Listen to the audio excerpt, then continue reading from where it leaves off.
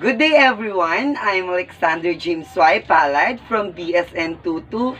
So for today, I'm going to show you the proper procedure of the home visit performing the bag technique. Okay, so for the assessment, we need to gather all the equipments that we're going to use in this procedure. We need to identify also the patient, then get all the necessary data, then observe the patient and determine the health needs, and also provide privacy always whatever nursing interventions we're going to render. Okay, so for the planning, you need to formulate your nursing objective for the home visit. So in planning also, you need to consider and give priority to their essential and recognized needs of the individual or and his family. So planning also in the delivery of care should be involved of the individual and the family also. So planning should be flexible. So here is my sage and bag. So upon arriving at our patient's home, first we need to find a suitable place or a flat surface wherein we're going to align it with a plastic lining and a paper lining so that our bag won't be contaminated. So I have here a plastic lining. So we're going to place here. And also I have a paper lining here.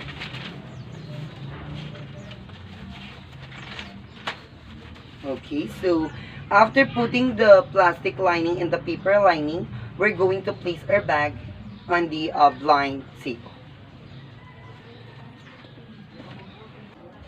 Okay, so after placing our bag, we're going to ask the patient if they have sink for us to wash our hands.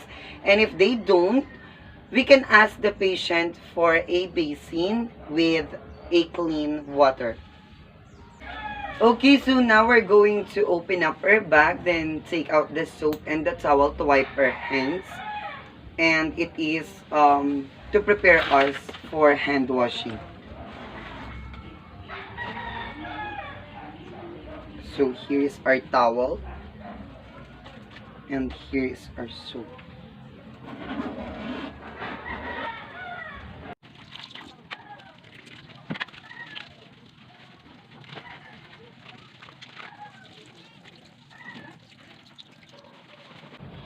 Okay, so after washing our hands, we're going to open up our bag again. We're going to take out the apron. So I'm going to open up the bag again. Then we will get the apron. So right side must be out. So the purpose of the apron is to protect us nurses, our uniform, from any bodily fluids that we may be encounter all throughout the procedure. So I'm going to wear the uniform. So I'm going to wear it. Then I'm going to tie it.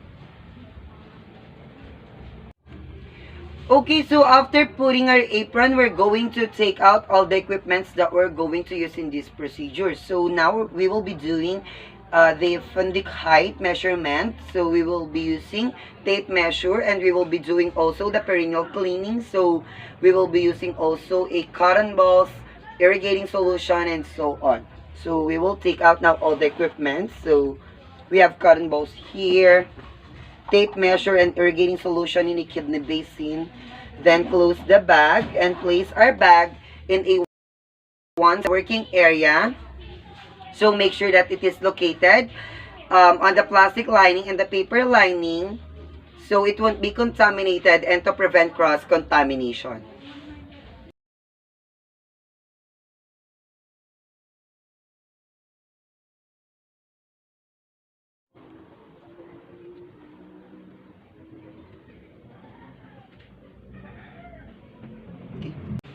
So when the procedure is already done, we're going to disinfect or clean all the articles that we have been used.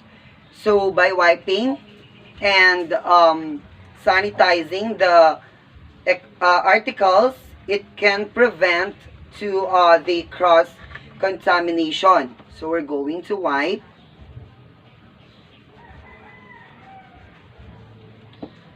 So after disinfecting all the articles, we're going to perform hand washing again to prevent any mode of transmission of infection.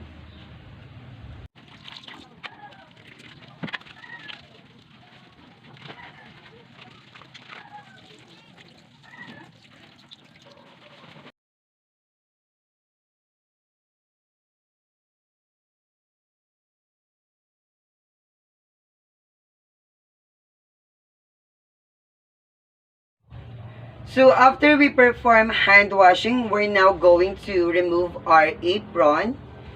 So now we're going to remove our apron. So we don't need to touch the contaminated part of the apron. So we need to hold it on the inner side to avoid contamination or cross-contamination. So the purpose of apron for us nurses is to protect our uniform from any bodily fluids that we may encounter all throughout the procedure. So we're going to place it on our bag.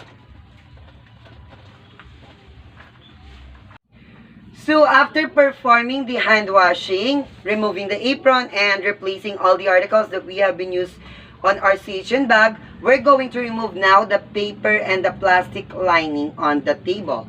So I'm going to get the CHN bag. Then we don't need to touch the contaminated part of the paper and the plastic, so that to prevent cross-contamination. So we're going to place it in our CHN bag. Then we're going to remove the plastic. So here.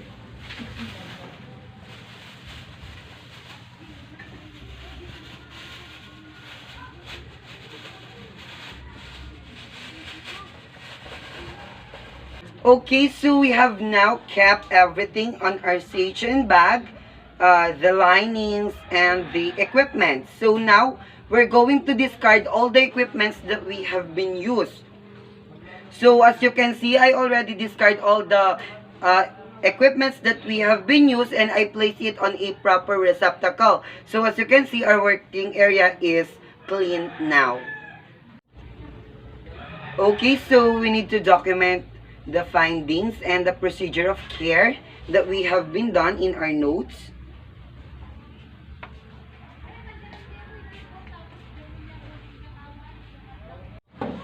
So we've asked the patient when we can do it, the second visit. So we've agreed upon that we will do it next week again.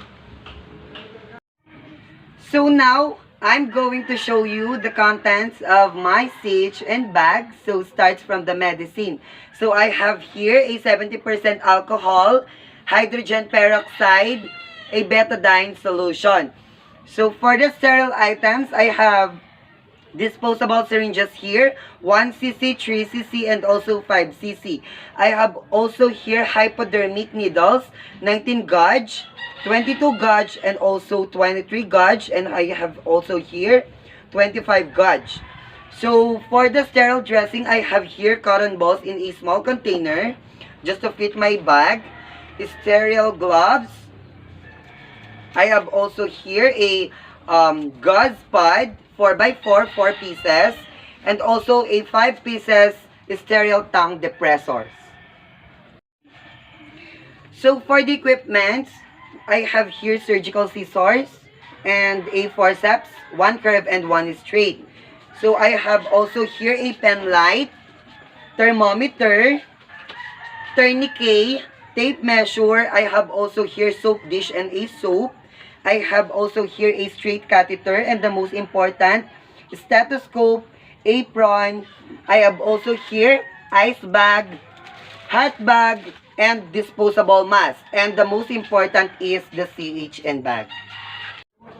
Okay, so for the evaluation, you need to record all the relevant findings identified to your client, and include quality nurse and patient relationship, and also document all the nursing care rendered and the effectiveness of nursing care provided. Refer to the RHU or Rural Health Unit if there's any abbreviation from normal findings. That's all. Thank you for watching.